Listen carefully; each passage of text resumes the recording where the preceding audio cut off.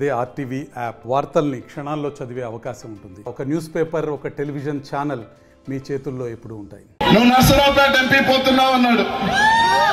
నేనేం చేసుకుంటానన్నా, ఎంపీ పోయి నేను ఎమ్మెల్యేగానే ఉంటానన్నా, నీతో ఉంటాను, నీ పక్కన అసెంబ్లీలో ఉంటేనే నాకు బాగుంటుంది, నేను ఆ ఢిల్లీకి పోయి ఏం చేస్తానన్నా, నన్ను వదిలేయన్నా అన్నా. లేదు నువ్వు పోతున్నావు అన్నాడు. రైట్ అన్న ఆదేశించిన తర్వాత వద్దనే ప్రసక్తే లేదు, పోతానన్నా. పోతాను కూడా చెప్పిన 2 రోజులు టైం ఇదా చెప్పి వచ్చిన, కానీ బయట మాత్రం చెప్పిన అన్న గీత గీసిన తర్వాత దాటేది లేదన్నా, పోతాను, కానీ కొంచెం సముదాయించుకోవాలి కదా అందరినీ కూడా, ఒకసారి నేను బయటకు వస్తున్నానని చెప్పిన. నా జీవితంలో నాకు ఇక్కడున్న పల్నాడు ప్రజలందరికీ కూడా చాలా మంది అనిల్ ఒక ఫైర్ బ్రాండ్, అనిల్ ఒక ఎమ్మెల్యే, అనిల్ అట్ట మాట్లాడతాడు ఇట్ట మాట్లాడతారు అని అంటారు. కానీ నా జీవితంలో తెలియని బాధలు ఉన్నాయి, తెలియని కష్టాలు ఉన్నాయి. నేను రాజకీయాలకు వచ్చేటప్పటికి నాకు తండ్రి లేడు, అన్న లేడు, తమ్ముడు లేడు, అక్క చెల్లెలేదు, చెల్లెలు ఎవరు లేరు, నేను ఒంటరే. పార్లమెంట్ లో ప్రాతినిధ్యం వహించారు. కాసు బ్రహ్మానంద రెడ్డి గారి దగ్గర నుంచి, రోసాయి దగ్గర నుంచి, నేత్రమల్లి జనార్దన్ రెడ్డి గారి దగ్గర నుంచి, కాసు కృష్ణారెడ్డి దగ్గర నుంచి, మా జిల్లా పెద్ద రాజమోహన్ రెడ్డి గారి దగ్గర నుంచి, నిజంగా నేను ఏ జన్మలో పుణ్యం చేసుకుంటే జగన్మోహన్ రెడ్డి గారు వెంట నడవబట్టే నేను ఈ పార్లమెంట్ గా మళ్ళీ పోటీ చేసే, నెల్లూరు నుంచి పోటీ చేసే అవకాశం నాకు భగవంతుడు ఇచ్చాడని చెప్పి మీ అందరికీ కూడా తెలియజేస్తా ఉన్నా. ఈరోజు ఈ రాష్ట్రంలో ఎవరినైనా సరే ఆలోచన చేయకుండా ఒక బీసీకి పదవి ఇవ్వాలన్నా, ఒక ఎస్సీకి పదవి ఇవ్వాలన్నా, ఒక మైనార్టీకి పదవి ఇవ్వాలన్నా అది జగన్మోహన్ రెడ్డి గారి వల్లే అవుతుంది. ఇది ఉమ్మడి జిల్లా ఉన్నప్పుడు సంగతి చెప్తా ఉన్నా. ఇదే జిల్లాలో నుంచి నేను మంత్రి అయిన తర్వాత టీడీపీ నాయకులు ఒకరు అన్నారు, ఏమనంటే గొర్రెలు కాసుకునే వాడికి మంత్రి పదవి ఇచ్చాడు జగన్మోహన్ రెడ్డి అని. నిజమే, గొర్రెలు కాసుకున్న వాడికి జగన్మోహన్ రెడ్డి మంత్రి పదవి ఇచ్చాడు. కానీ ఆ తెలుగుదేశం పార్టీ మర్చిపోయినారు. భారతదేశం అంతా ఈ గొర్రెలు కాసుకునే వాడిని మొక్కేది శ్రీకృష్ణ పరమాత్ముడు. యేసు ప్రభు కూడా గొర్రెల చావల్లోనే పుట్టాడు. ఆ తెలుగుదేశం పార్టీ భువనేశ్వరం ఒక మాట నింది, మాకు డబ్బుతో పనే ఉంది, మా 2% అమ్మితే 400 కోట్లు అని చెప్పింది. అంటే మొత్తం విలువ చేస్తే 20,000 కోట్లు. కానీ ఆమె ఒకటి మర్చిపోయింది, ఆ 20,000 కోట్లు ఈ గొర్రెలు కాసుకునే వాళ్ళు, బర్రెలు కాసుకున్న పితికిన పాలుతో కష్టంతో సంపాదించుకున్న గొప్ప సంగతి మర్చిపోయినారు వాళ్ళు. కాబట్టి ఈరోజు మిమ్మల్ని అందరినీ ఒకటి అడుగుతా ఉన్నా, పల్నాడు నెల్లూరు నుంచి మీ ప్రాంతానికి వచ్చా, పల్నాడికి వచ్చా, కల్మషం లేని, కుతంత్రాలు లేని పౌరుషాల గడ్డ పల్నాడికి ఈరోజు జగన్ నన్ను పంపించాడు. ఒక బీసీ బిడ్డగా మీ ముందుకు వచ్చా. వాళ్ళు చెప్పినట్టు గొర్రెలు కాచుకునే కుటుంబం నేను కాకపోయినా మా తాత మా ముత్తాత గొర్రెలు కాచే ఉంటాడు ఖచ్చితంగా. ఆ కుటుంబం నుంచి, ఆ వారసత్వంలో నుంచే మీ ముందుకు వచ్చా.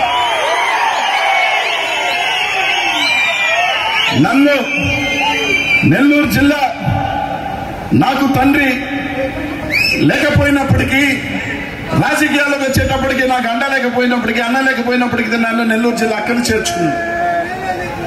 జగనన్న నన్ను ఒక దైవంలాగా, ఒక అన్నగా నన్ను చేపట్టుకొని రాజకీయాల్లో పెంచాడు. ఈరోజు మళ్ళీ మీ ముందుకి ఆ జిల్లాని వదిలి మీ దగ్గరికి వచ్చిన 15 సంవత్సరాల నా రాజకీయం. ఇక్కడ ఉన్న వాళ్ళందరికీ కూడా ఒకటి అడుగుతా ఉన్నా, ఒక దగ్గర నుంచి ఒక దగ్గరికి పోవటం అంటే చాలా కష్టం. అది ఎవరు ఒక ఇంటి నుంచి ఒక 5 సంవత్సరాలు ఒక ఇంట్లో ఉండి పక్క ఇంటికి పోవాలంటేనే మనకి మనసు సరిపోదు. ఒక బీసీగా 15 సంవత్సరాలు నెల్లూరు జిల్లాలో ఒక చరిత్ర నాకు ఇచ్చాడు జగనన్న. 2 సార్లు ఎమ్మెల్యేగా, మంత్రి ఎవరు కాలా, నేను ఒక్కడిని. అట్లాంటి జిల్లాలో ఒక చరిత్ర రాయించాడు నా చేత. నెల్లూరు జిల్లాలో ఒక మంచి బీసీ నాయకుడిగా ఎదిగా తల ఎత్తుకొని నెల్లూరు జిల్లాలో తల వంచని నాయకుడిగా బీసీ నాయకుడిగా ఎదిగా. అలాంటిది అన్న చెప్పాడు అన్న ఒకే ఒక మాట కోసం, అన్న ఆదేశించాడు ఒకే ఒక మాట కోసం నా సర్వస్వం నెల్లూరు నుంచి మిమ్మల్ని నమ్మి, మీరు ఉన్నారు అని నమ్మి, ఇక్కడున్న శాసనసభ్యులు ఉన్నారు అని పల్నాడు ప్రాంతం నన్ను గుండెలో పెట్టుకొని తీసుకుంటుందని నమ్మి మీ దగ్గరికి వచ్చా. మీ బిడ్డగా ఉందామని వచ్చా, మీ తమ్ముడిగా ఉందామని వచ్చా, మీ అన్నగా ఉందామని వచ్చా. దీవిస్తారో నన్ను పెంచుతారో మీ చేతుల్లోనే ఉందని చెప్పి తెలియజేస్తా ఉన్నా. నాకు తెలిసిందల్లా ఒక్కటే, నా నాయకుడికి నిజాయితీగా ఉండటం, నా వాళ్ళ కోసం నిజాయితీగా బతకటం ఎంత దూరమైనా పోవటం అన్నదే నాకు తెలిసింది. కాబట్టి ఇక్కడున్న పల్నాడు ప్రాంత ప్రజలందరినీ కూడా ఒకటే అడుగుతా ఉన్నా, ఇక్కడున్న నాయకులందరినీ కూడా అడుగుతా ఉన్నా ఒకటే, అన్నా అక్కడి నుంచి ఇక్కడికి వచ్చిన, మీ దగ్గరికి వచ్చిన మీ తమ్ముడిగా, మీ దీవెనల కోసం, ఆశీస్సు కోసం నేను సర్వస్వం నా జిల్లాని వదిలి నా రాజకీయ భవిష్యత్తు మీ చేతుల్లో పెట్టి వచ్చిన, నా రాజకీయం అన్న చెప్పాడు, నేను ఉన్నాను నువ్వు పోని చెప్పాడు. మా శాసనసభ్యులు ఇక్కడ ఉన్న వాళ్ళందరూ నాకు ఆత్మీయులు, ఎందుకంటే ఇక్కడున్న ఎమ్మెల్యేలు అందరూ కూడా దాదాపు అందరితో అసెంబ్లీలో కలిసి పనిచేసిన వాడిని నేను. వీళ్ళున్నారు, మీరున్నారు అని ఒక కొండంత ధైర్యంతో మీ ప్రాంతానికి, మీ గడ్డకి వచ్చిన.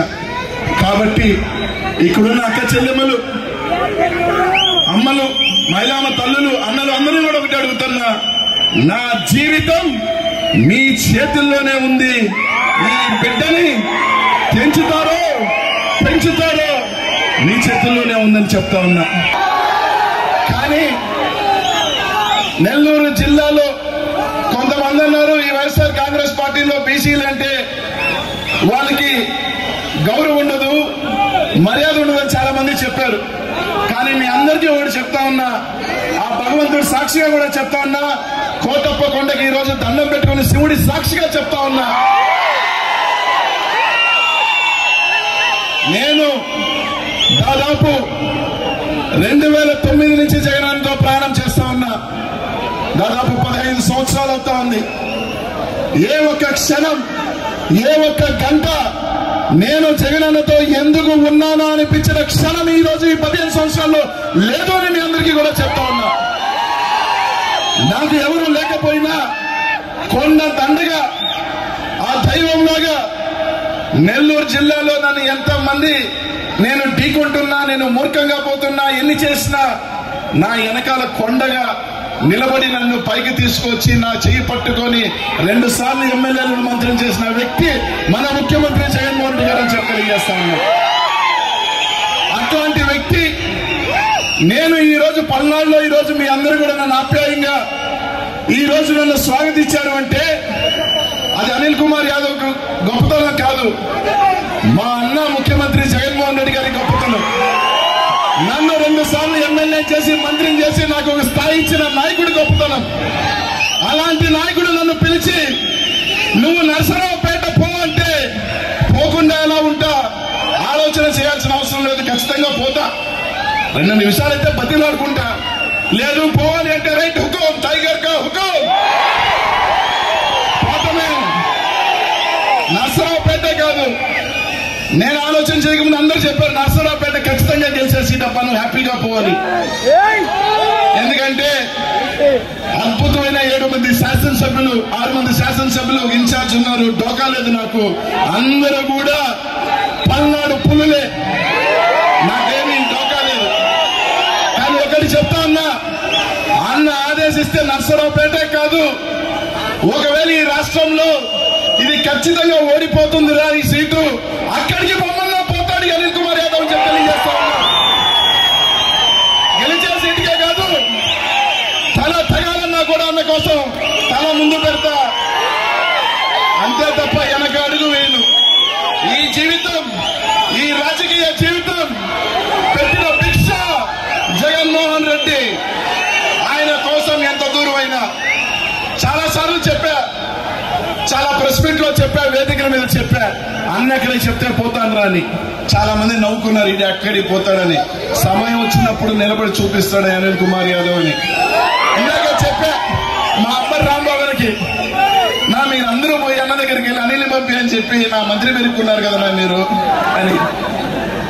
అన్న తర్వాత నవ్వుతా ఇంకోటి చెప్పాడు అనుకో రాంబాబు, నా గాల్లో మేడ సంతృప్తి పరిచేదానికి.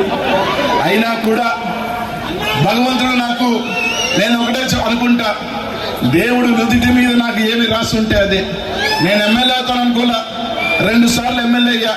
మంత్రి అవుతాను అనుకోలా, మంత్రి అయ్యా. ఏమో పార్లమెంట్కి వెళ్ళాలని రాసుందేమో.